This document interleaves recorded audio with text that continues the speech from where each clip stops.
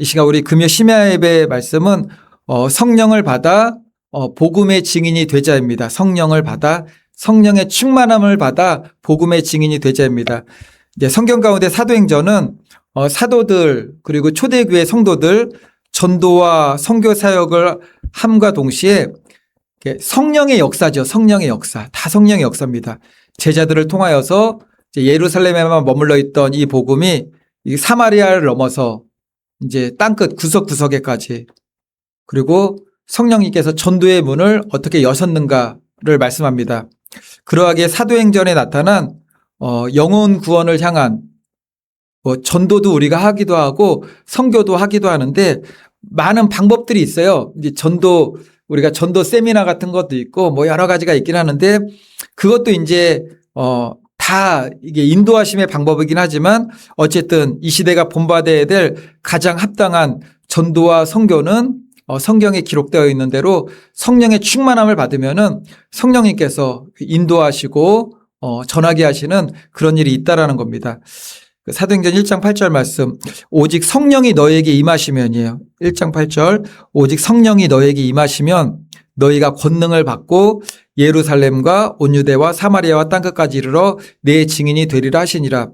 정말 초대교회 우리 사도들 제자들 그리고 초대교회 성도들은 성령 충만함을 다 입고서 그 일을 했죠.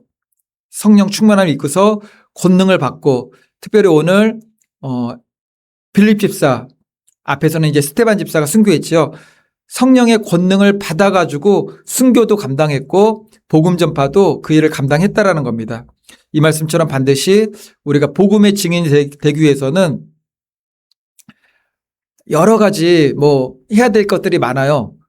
지금 이 시대에는 전도지도 저희가 했죠. 전도지도 있고 전도 물티슈도 있고 여러 가지 그런 것들이 필요하지만 가장 중요한 거는 성령의 충만함을 받아야 되는 거죠. 우리 가운데 하나님께서 영혼 구원에 대한 뜨거운 마음도 주시고 또 사람들 앞에 간다는 거는 어떻게 보면 굉장히 부끄러운 일일 수도 있고 어색하기도 하고 아무도 잘 알지도 모르는 사람한테 또 이제 이게 접촉을 해야 된다는 거. 근데 성령 충만함을 받으면은 또 담대함도 주셔가지고 그 일들을 능히 감당할 수 있다라는 겁니다. 그럼 우리가 주님께서 주신 지상 최대의 사명이라고 그러잖아요. 땅끝까지 이르러 주님의 증인이 되는 것, 이 일을 감당하기 위해서 우리는 어떤 믿음을 가져야 되는가 한번 좀 살펴보겠습니다. 첫 번째로 성령 충만함을 받아야만 영혼을 구원코자 하는 견딜 수 없는 뜨거운 마음을 갖게 된다라는 겁니다. 이걸 구령의 열정 이렇게도 얘기를 하죠. 이제 사도행전 1장에서는 예수님께서 하늘로 올라가신 다음에 이제 승천하셨죠. 그리고 드디어 2장에서 주님께서 너희들은 예루살렘을 떠나지 말고 약속하신 성령을 기다리라 말씀하셨는데 오순절 날이 이미 이름에 마가의 다락방에 모인 120명의 그 주의 일꾼들 각 사람의 머리에 성령이 임하게 됩니다. 성령이 임하니까 어떤 일이 벌어지냐면은 방언도 하고 그런 외적인 표식들도 나타났지만 먼저 120명의 사람들에게 성령 충만함을 받게 되었어요. 근데 사람들이 너무 신기하게 생각했던 게 뭐냐면은 각기 다른 나라 말을 방언을 막 했던 거죠. 방언이 터졌어요. 사람들이 몰려오게 되었고 이때 베드로가 예루살렘에 이때 사람들이 많이 모였어요. 오순절날 있기 때문에. 그래서 유대인들을 향해서 예수 그리스도의 복음을 전합니다. 이때 전한 복음은 요엘서에 나타났던 말씀이에요. 요엘서 말씀. 그랬더니 오순절 날인 이날 베드로의 설교로 성령의 강한 역사 가운데 3,000명이나 되는 사람들이 회심하게 만들었습니다. 회심하였죠. 사도행전 2장 41절 보니까는 그 말을 받은 사람들은 세례를 받음에 세례 받았대요. 세례. 침례 받은 거죠. 침례. 이날의 신도의 수가 3,000이나 더하더라. 그리고 이날은 그 절기적인 특수성도 있고 사람들이 많이 모였어요. 지금은 복음을 전해서 3,000명을 이렇게 전도하기는 쉽지 않죠. 그러니까는 이게 큰 대중 집회에서 그렇게 되는 거예요. 대중 집회. 그리고 이때는 교회에 모일 때는 이제 보통 예배 때는 믿는 분들이 오시고 뭐 불신자들 뭐 새신자 초청잔치 뭐 전도 초청잔치 할 때 막 모이게 되는 수도 있지만 그런 것보다 어쨌든 간에 이때는 유대인들이에요. 유대인들. 디아스포라 유대인들이 모여가지고 예수 그리스도의 복음을 전할 때 믿는 이들이 3,000명이나 생기고 세례를 받게 되었다라는 거죠. 초대교회의 전도 선교 그리고 회심의 역사는 오순절 날을 기점으로 해가지고 완전히 바뀝니다. 마른 장작에 기름을 부었어요. 그리고 불을 딱 켜가지고 딱 붙이면은 아주 그냥 확 캠프파이어 해보신 적 있으십니까? 이제 저 예전에 중고등학교 때 캠프파이어 했었는데, 어떻게 됐냐면 캠프파이어 하려고 장작을 해놓은 다음에 장작을 했고 거기다 이제 기름을 막 부어놨어요. 기름을 부고 이제 저쪽에 좀 큰 나무가 있었어요. 그래가지고 이제 십자가에 불 붙이면은 쭉 이제 불 붙은 십자가가 내려와가지고 장작에 딱 붙으면은 확 이게 불 붙게 하려고 이제 그때 교회 형님이 한 분이 수련회 전부터 십자가를 막 만들었죠. 십자가 만들어가지고 십자가에다가 소금으로 두른 다음에 철사로 다 쌌어요. 십자가. 그 다음에 이제 서기도 좀 묻혀놓고 그 나무 위에 올라갔어요. 나무 위에 올라가가지고 처음이니까는 캠프파이어에다가 불을 붙인 거예요. 거기다가 불을. 그러니까는 나무 위에 올라가서 여기다가 이제 내려갈 준비는 돼 있는데 십자가가 좀 큰 거였어요. 이게 솜 뭉쳐놓고 석유 뭉쳐놓고 불 붙이니까는 그냥 그 자리에서 타가지고 철사가 녹아가지고 그냥 떨어졌어요. 이렇게 쿵 떨어져가지고 제 기억으로는 그 형님이 너무 깜짝 놀라기도 하고 그때 연합해서 다른 여러 교회와 연합했는데 망친 거잖아요. 캠프파이어를 그때 기도하는데 뚝 떨어져가지고 사람들도 다 쳐다봤는데 그 형님이 나무에서 내려오더니 도망가더라고 어디로. 그래 나중에 보니까는 무서워서 울었대요. 저희가 가가지고 어쨌든 이제 그 불 끈 다음에 뭐 캠프파이어 했던 뭐 기억이 나는데 어쨌든 예루살렘에만 머물러 있던 복음이 사마리아를 넘어 전 세계로 확장된 것은 성령의 역사도 있었지만 큰 박해가 있었어요. 이것도 하나님의 섭리였죠. 그리고 초대교회 최초의 순교자가 되었던 스테반 집사님 돌에 맞아 순교하게 되었죠. 뭐 제사장들, 종교 지도자들 다 모아놓고 예수 그리스도의 복음을 전했더니 막 이게 돌로 순교하게 되었어요. 더욱 박해와 핍박이 거세지니 핍박으로 인해서 12사도들만 남고 나머지 성도들은 예루살렘 바깥으로 다 이게 흩어지게 됩니다. 근데 흩어진 거는 사람들이 보기에는 도망간 건데 누구도 예상하지 못한 하나님의 뜻과 섭리가 박해를 통해 있었죠. 그 박해를 통해서 성도들이 흩어질 때 성도들이 흩어지는 것처럼 보였지만 성도들이 흩어질 때 뭘 가지고 흩어졌냐면은 복음을 가지고 흩어진 거였죠. 그래서 사도행전 8장 1절 보면은 사울은 그가 죽임당함을 마땅히 여기더라. 사울은 사도 바울이죠. 스테반이 죽임당함을 마땅히 여겼다라는 거죠. 그날에 예루살렘에 있는 교회가 큰 박해가 있어 사도 외에는 다 유대와 사마리아 모든 땅으로 흩어지니라. 12사도만 남았어요. 그리고 다 흩어집니다. 이제 유대 지경하고 사마리아 지경하고 다 흩어졌어요. 모든 땅으로 흩어진 성도들이 흩어진 곳에서 무엇을 했겠습니까? 사도행전 8장 4절. 그 흩어진 사람들이 두루다니며 복음의 말씀을 전할 때 흩어진 사람들이 복음을 전하였다. 그래서 교회는 모이면 기도하고 흩어지면 복음을 전하는 거예요. 그게 교회인 거죠. 모이면은 우리가 하나님 말씀 배우고 교육하고 양육하고 또 전심으로 기도에 힘쓰고 흩어지면은 흩어진 자리에서 교회에서 받은 그 복음을 들고 나가서 두루 다니며 복음을 전하는 거죠. 왜 주님께서 제자들을 향해서 성령을 받으라 하셨느냐? 성령을 받아야만 땅끝까지 이르러 복음의 증인이 될 수 있다라는 거죠. 복음의 증인이 된다라는 것은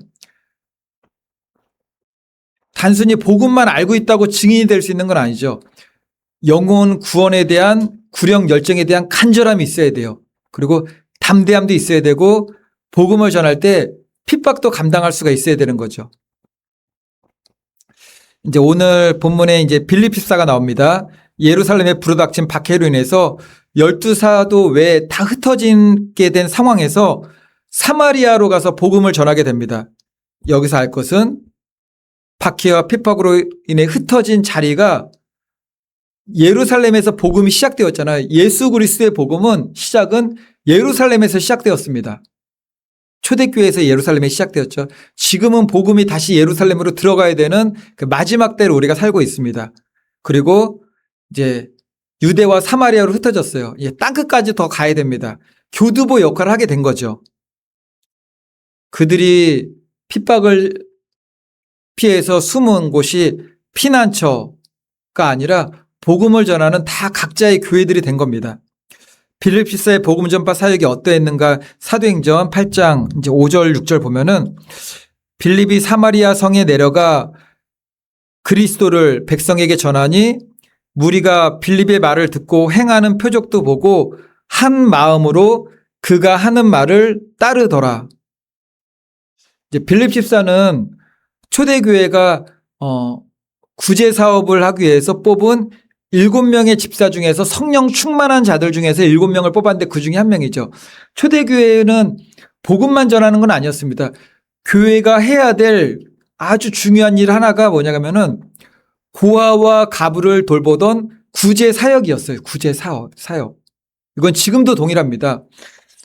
교회의 가장 하나님께서 주신 큰 사명은 복음 전파를 통해서 영혼을 구원하는 겁니다.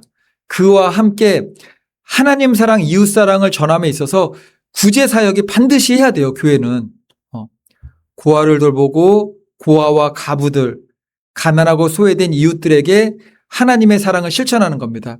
그래서 이번 주에 저희들도 이제 이번 주부터 5주간에 걸쳐가지고 우리 논현동 늘사랑교회 사역에 같이 협력해가지고 이제 그 일을 하게 되죠.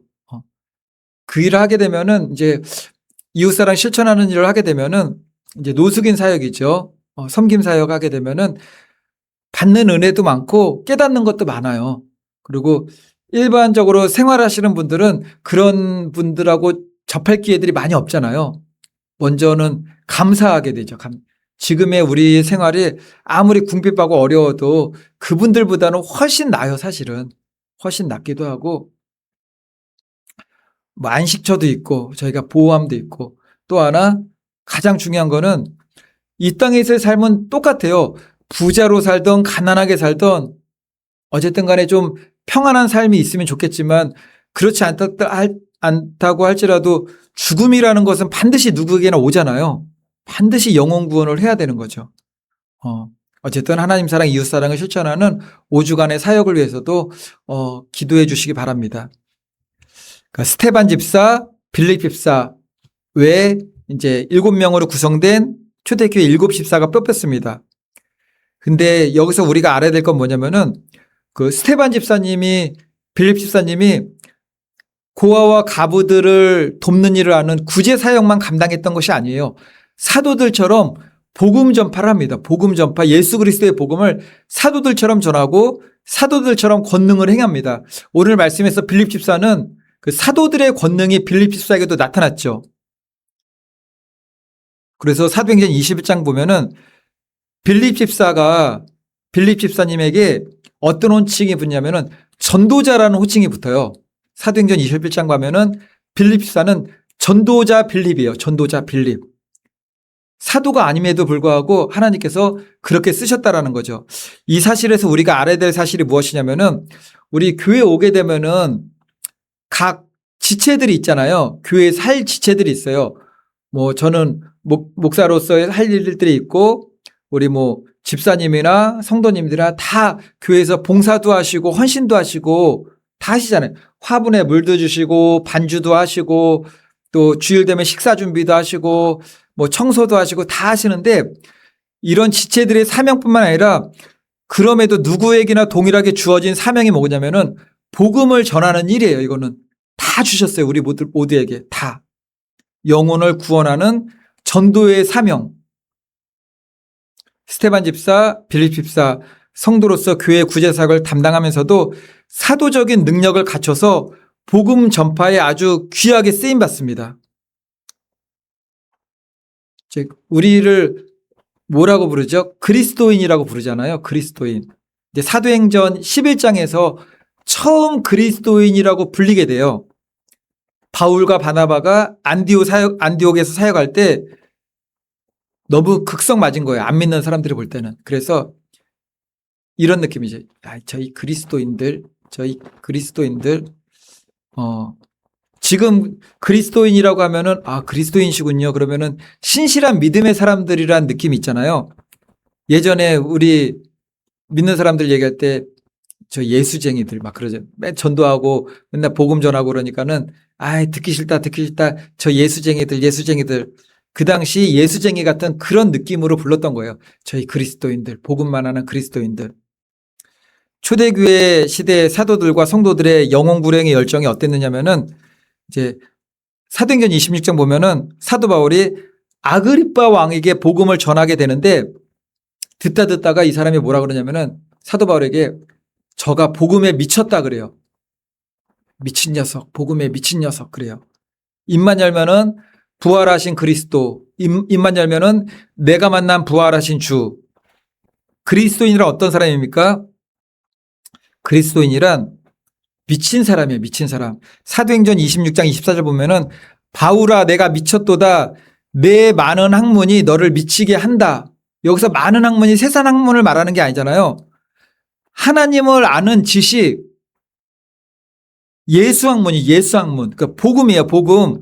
복음에 미친 자, 그들이 진짜 그리스도인이 되는 거죠. 복음에 미치지 않으면은 그리스도인은 아니에요. 그냥 뭐라고 부르면 될까요? 그냥 교인이죠. 그냥 교인. 신도. 교회에 다니는 신도라고 그러니까 교인 정도 되는 거죠. 복음을 위해 십자가를 거꾸로 지고 순교했다고 하는 베드로, 목베임을 당하고 끓는 가마솥에 던져둬도 믿음을 지켰던 성도들, 바돌레메처럼 산채로 껍질이 벗겨져서 목베임을 당한다 할지라도 야고보처럼 톱으로 쓸림을 받아도 끝까지 복음 전파를 하는 거죠. 그들에게 예수 그리스도의 복음이 전부였던 이유는 뭐냐면은 복음만이 영생이 있어요. 복음에 영생이 있습니다. 영생. 그리고 복음에는 반드시 면류관이 있는 거죠. 이제 우리가 두 번째로 살필 것은 성령을 의지하여 전도의 문 열리기를 기도해야 된다라는 겁니다. 26절, 27절 말씀 볼게요. 26절, 27절. 다 같이 읽어볼까요? 주의 사자가 26절, 사도행전 8장 26절 시작. 주의 사자가 빌립에게 말하여 이르되 일어나서 남쪽으로 향하여 예루살렘에서 가사로 내려가는 길까지 가라 하니 그 길은 광야라. 일어나 가서 보니 에디오피아 사람 곧 에디오피아 여왕 간다기의 모든 국고를 맡은 관리인 네시가 예배하러 예루살렘에 왔다가 이 말씀은 빌립 집사가 이제 사마리아 전도를 마치고 가사 지방으로 와서 에디오피아 네시에게 이제 복음을 전할 때 에디오피아 네시가 빌립이 전한 복음을 영접합니다. 여기서 살필 것은 빌립이 네시를 만나게 되고 복음을 전하고 그 네시가 물이 있으니까 세례를 받게 돼요. 이 모든 것을 성령님께서 다 주관하여 주셨다라는 거예요. 빌립 집사의 에디오피아 네시의 만남이 어떻게 되죠? 주의 사자가 빌립에게 말하여 이르되 주의 사자가 말했어요. 우리는 전도를 어떻게 합니까? 물론 성경에서 오늘 본문에서는 주의 성령님께서 빌립에게 말씀하시고 빌립이 그 성령의 음성을 듣고 어디로 가고 에디오피아 네시를 만나고 그에게 이사야서 말씀을 설명해주고 복음을 전하고 그가 예수를 영접하니까는 세례를 주고 이런 과정들이 있지만 우리가 지금도 동일합니다. 성령님께서 말씀하세요. 근데 성령님 말씀하시는 것이 우리 귀에 이렇게 말씀하시는 그것도 분명히 있을 거예요. 분명히 있지만 내 안에 감동도 주시고요. 또는 상황적으로 누군가를 붙여주시면서 섭리하시기도 하고 하나님께서는 한 영혼을 구원하기 위해서 모든 방법을 다 동원하십니다. 그런데 여기서 중요한 게 뭐냐면은 전도의 첫 발자국을 띄어야 된다라는 거죠. 전도의 첫 발자국을. 이제 저도 이제 오늘도 이제 또 이제 우리 전도 티슈 가지고 나갔다 왔는데 시간대별로 이게 차이가 많은 거예요. 보니까 시간대별로 오늘 무슨 날이죠? 오늘이 예, 불타는 금요일이잖아요. 불타는 금요일. 사람들 막 빨리 퇴근하고 싶어 하잖아요. 빨리 퇴근하고 싶어 하고 갈 길이 바빠요. 그래서 오늘은 한 5시 반쯤에 딱 나갔더니 제가 시간대별로 좀 이렇게 해보니까는 역시 퇴근길에 하는 게 제일 나아요. 퇴근길에 하는 게. 소진이 금방 돼요. 소진이. 그러니까 한 사람이라도 더 만날 수 있다라는 거죠. 한 사람이라도 더 만나가지고 짧은 시간 내에 한 명이라도 더 전할 수가 있기도 하고. 그리고 제가 우리 이제 오직 예수교회에 새겨져 있는 그 주황색이잖아요. 눈에 잘 띄어요. 주황색.